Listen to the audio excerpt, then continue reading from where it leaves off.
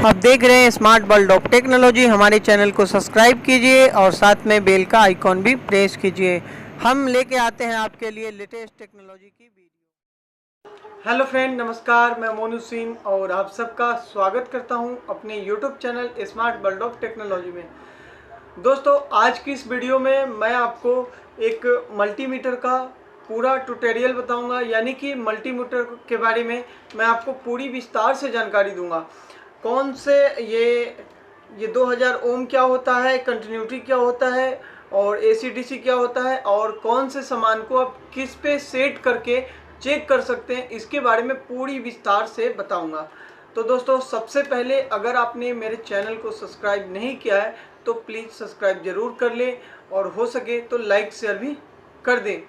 और चलिए हम बात करते हैं अब मल्टीमीटर की, और आपके सारे फंक्शन के बारे में आपको बताऊंगा मैं। ये दोस्तों, इसे क्लैंप मीटर कहते हैं और मल्टीमीटर भी कहते हैं। क्लैंप मीटर किस लिए कहते हैं? क्योंकि ये क्लैंप लगा होता है, और बहुत सारे मल्टीमीटर ऐसे होते हैं जिसमें ये क्लैंप नहीं होता है, वो सिर्फ ये होता है, इतना ही होता है, ये क्लैंप नहीं होता है।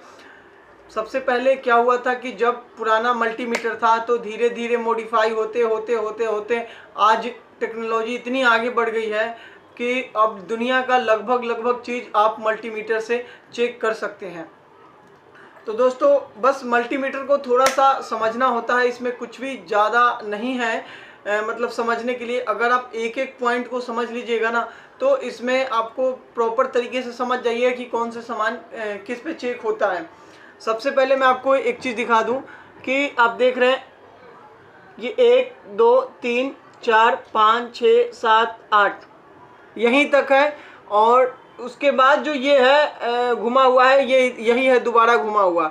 ठीक है, अगर हम इस पे सेट करते हैं तो देखिए यहाँ भी सेट हो गया, यहाँ भी सेट हो गया।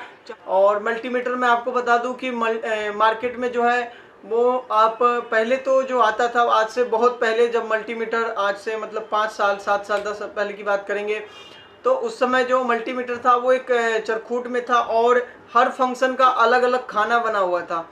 अब क्या है, धीरे धीरे जैसे ही टेक्नोलॉजी आगे बढ़ती गई और उसके बाद ही इसका और विकसित होते गया, और एकदम अब इतना छोटा हो गया। इससे भी छोटा मल्टीमीटर आता है, मतलब आप ये समझिए इतना छोटा मल्टीमीटर आता है, लेकिन ये थोड़ा सा बड़ा है। और बड़ा फ़ोन जैसे आता है, छोटा फ़ोन आता है, सेम उसी प्रकार की टेक्नोलॉजी है। कंप्यूटर बड़ा भी होता है, छोटा भी होता है, उसी प्रकार का ये भी है। तो आपको इसके बारे में समझना है। दोस्तों, अभी भी मार्केट में आपको 2 प्रकार के मल्टीमीटर मिल रहे हैं। एक तो ये कि आपको सिर्फ इतना ही मिलेगा ढांचा, और ये जो क्लैंप मीटर है वो नहीं मिलेगा। लेकिन ये बहुत ही ज़रूरी है, क्योंकि इससे किसी भी सामान का एम्पियर चेक होता है, यानी कि हम फ्रिज चला रहे हैं तो हमारा फ्रिज कितना एसी करंट ले रहा है ये पता चलता है। और उसके बाद भी आप इससे पकड़ सकते हैं कि उसमें गैस है या नहीं है, सिर्फ इस एम्पियर की वजह से। तो ये अगर आप कभी मार्केट में ख़रीदने जाए तो आप क्लैंप मीटर वाला मल्टीमीटर लें। मल्टीमीटर है, अब इसके बारे में आप समझ लें, पूरे विस्तार से मैं आपको समझा देता हूँ। दोस्तों, जो ये प्लग होता है, ये इसमें 3 है, एक वी ओम है और एक कॉम है और एक एग्जिट है।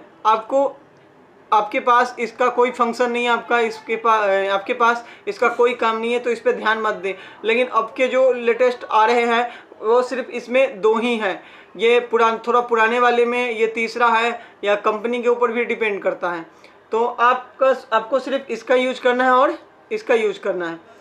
ठीक है, अब मैं आपको ले लेता हूँ। ये कॉमन है, ये कॉमन है जो सब पे रहेगा, और इसका ये आप देखिए हमने यहाँ लगा लिया, आप चेक कर सकते हैं, वीडियो में देख रहे होंगे। और दोस्तों, ये जो एक बटन है यहाँ पे, ये होल्ड बटन है, यानी कि हम किसी डाटा को जब रिकॉर्ड करते हैं तो उसको एकदम वहीं पे होल्ड कर रोक सकते हैं। कितना है, जैसे रोक के मुझे किसी को दिखाना है तो हमने रोक लिया उतना ही पे और दिखा दिया, तो बस ये होल्ड है, होल्ड करने के लिए डाटा को।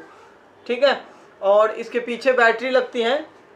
इसकी जो बैटरी लगती है वो मैं आपको दिखा देता हूँ। इस प्रकार की बैटरी लगती है, ये 9 वोल्ट की बैटरी है। ठीक है, चलिए, और ये पेज के सहारे खुलता है और फिर यहीं पे लग जाता है। अब इसके बारे में मैं आपको बताता हूँ। दोस्तों अब ये आपके पास मल्टीमीटर अभी ऑफ है। अब मैं इसके पूरे फंक्शन के बारे में आपको बताऊंगा। ये देख सकते हैं ये 2000 ओम है। यहाँ पर आपको बड़े बड़े ट्रांसफार्मर चेक होंगे और जो ओम रेजिस्टेंस चेक होते हैं ओम से, वो सब चेक होंगे। और ये सेम है, ये भी एक ओम ही है लेकिन ये छोटा इकाई है 20 के।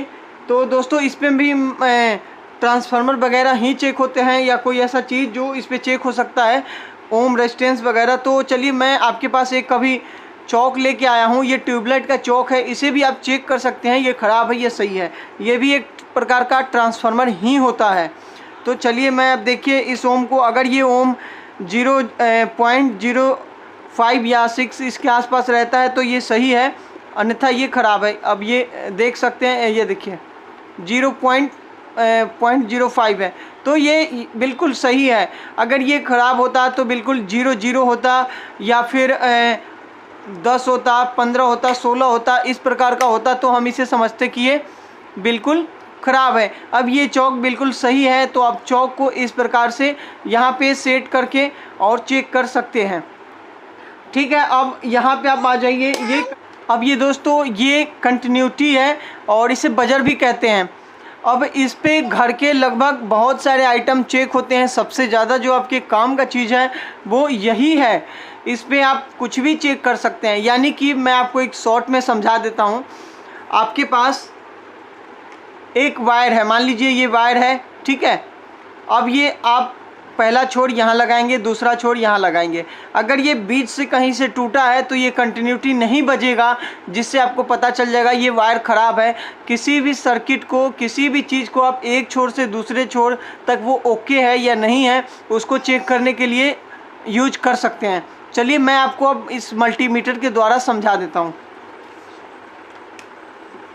मान लीजिए ये अब मल्टीमीटर है मेरा और ये एक वायर है।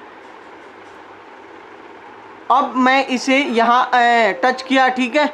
अब ये यहाँ पर टच करने के बाद फ्रीक्वेंसी चेंज होगी और एक बीप सी साउंड आएगी। देख लीजिए अब ये सही है, ये सही है, हमारा मल्टीमीटर भी सही काम कर रहा है और ये देखिए ये बिल्कुल सही है। अब मान लीजिए इसे मैं बीच से ये कट है और मैं इसे टच कर रहा हूँ तो ये बीप साउंड नहीं आएगी। तो जब ये पूरी वायरिंग बिल्कुल ओके है या सही नहीं है, सही है या ख़राब है, ये कंटिन्यूटी की मदद से चेक कर सकते हैं। यहाँ तक दोस्तों आप अपने घर का आयरन भी इससे चेक कर सकते हैं। चलिए मैं अब आपके सामने एक आयरन लेके आया हूँ। ये देखिए ये आयरन है और ये आयरन का प्लग है, ठीक है। अब ये आयरन का प्लग है, मैं अब इसे थोड़ा साइड में रख देता हूँ। ये प्लग है। अब अगर ये बजता है, कंटिन्यूटी सही आती है तो समझ लीजिए आपका आयरन सही है, और नहीं बजता है तो आपका आयरन ख़राब है। ये देखिए फ्रीक्वेंसी चेंज हो रही है तो ये समझिए कि आपका आयरन सही है। देख सकते हैं आपकी फ्रीक्वेंसी जो है वो चेंज हो जाती है।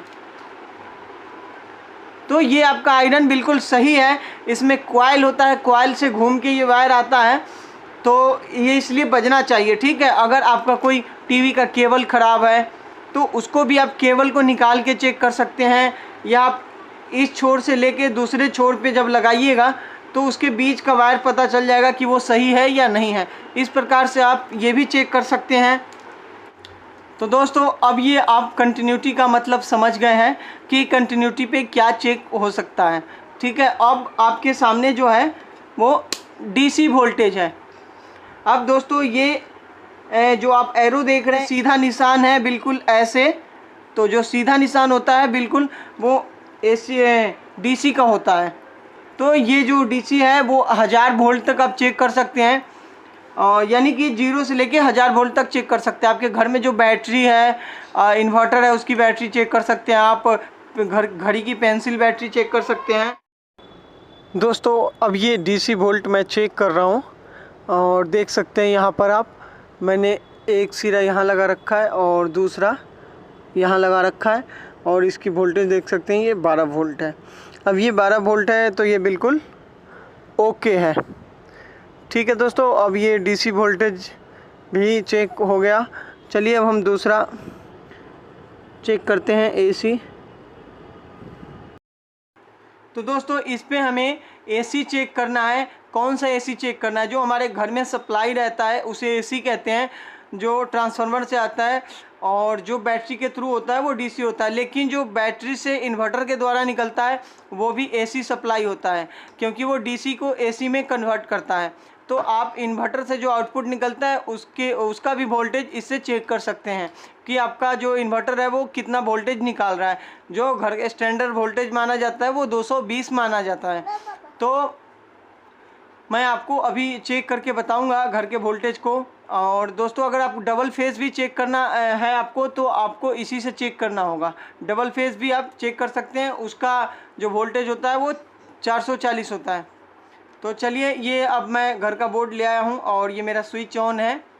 ठीक है, अब मुझे क्या करना है, एक स्विच यहाँ प्रेस करना है और एक यहाँ है। अब यहाँ देख सकते हैं ये 222 223 आ रहा है। दोस्तों अगर ये बढ़ घट रहा है तो इससे कोई बड़ी बात नहीं है, ये अल्टरनेटिंग करंट है, ये कोई डीसी करंट नहीं है। इसकी फ्रीक्वेंसी बढ़ते घटती रहती है, तो ये बढ़ता घटता रहेगा। अब ये 222 है तो हमें कोई परेशानी नहीं है, 230 भी रहेगा तो कोई परेशानी नहीं है, अगर ये 210 भी रहेगा तो भी कोई परेशानी नहीं है। आप इसे 100 जब आपका अगर एसी है और वो 210 है या, तो आपको स्टेबलाइजर लगाने की ज़रूरत है। अगर आपका कंटिन्यू शहर में रहते हैं और ऐसा है तो आपको स्टेबलाइजर लगाने की कोई ज़रूरत नहीं है। लेकिन अगर आपका कुछ ज़्यादा ही फ्रिक्वेंट होते रहता है तो स्टेबलाइजर लगाना ज़रूरी है। स्टेबलाइजर क्या करता है, वो कंटिन्यू वोल्टेज निकालता है और उसे रोक के रखता है। दोस्तों अब हमारे पास लास्ट बच गया है एम्पियर चेक करने का। देख सकते हो यहाँ 200 एम्पियर है और ये 1000 एम्पियर, यानी 200 एम्पियर से ज़्यादा अगर है तो आपको इस पे चेक करना है, और 200 से कम है तो इस पे चेक करना है। खैर घर में ऐसा कोई इक्विपमेंट नहीं होगा जो 200 एम्पियर से ज़्यादा लेता हो। 200 एम्पियर पूरी बिल्डिंग, बड़े पूरे बिल्डिंग को एक साथ चेक करने में किया जाता है, या फिर बहुत बड़ी मशीनें, या फिर पूरी कंपनी का चेक करने में किया जाता है। तो वहाँ तो आप इसी पे चेक कर सकते हैं 200 एम्पियर। अभी मैं आपको एक हीटर चेक करके बताऊंगा। ये हीटर है और आपको 200 एम्पियर पे सेट कर लेना है। उसके बाद आपको गर्म तार पर एक ये क्लैंप लगाना है। देख सकते हैं गर्म तार पे मैंने लगा दिया है, देख सकते हैं ये गर्म तार पे लगा हुआ। अब मैं हीटर के स्विच को ऑन करूंगा। अब आप देख सकते हैं ये एम्पियर ले चुका है, ये 5.12 इतना ले रहा है, तो इसकी लोड इतनी है 5 एम्पियर के आसपास। ठीक है, तो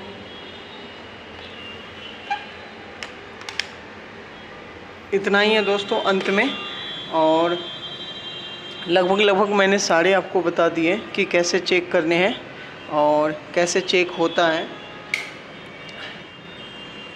ठीक है दोस्तों, इतना ही है मल्टीमीटर के अंदर, और लगभग आप सारे इक्विपमेंट समझ गए हैं। अब ये 1000 एम्पियर तक यहाँ चेक कर सकते हैं और ये ऑफ़ हो गया। अब पुनः ये वही प्रक्रिया हो जाएगी, ये फिर से वही लागू हो गया।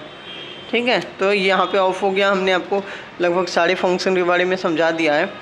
तो दोस्तों उम्मीद करता हूँ कि ये वीडियो आपको बेहद पसंद आया होगा और आपको काफ़ी समझ में आ गया होगा। अगर फिर भी आप कुछ नहीं समझे हैं तो कमेंट बॉक्स में टाइप करके पूछ सकते हैं। और ये मल्टीमीटर दूसरा है जो मैंने आपको बताया था कि 2 पिन वाला लेटेस्ट आ रहा है, लेकिन फंक्शन सारे सेम हैं, डाटा होल्ड करने के लिए ही है। ठीक है दोस्तों, हम मिलते हैं नेक्स्ट वीडियो में। दोस्तों लाइक ज़रूर कीजिएगा और सब्सक्राइब कर लीजिएगा। ठीक है, तब तक के लिए बाय बाय, आपका दिन शुभ हो।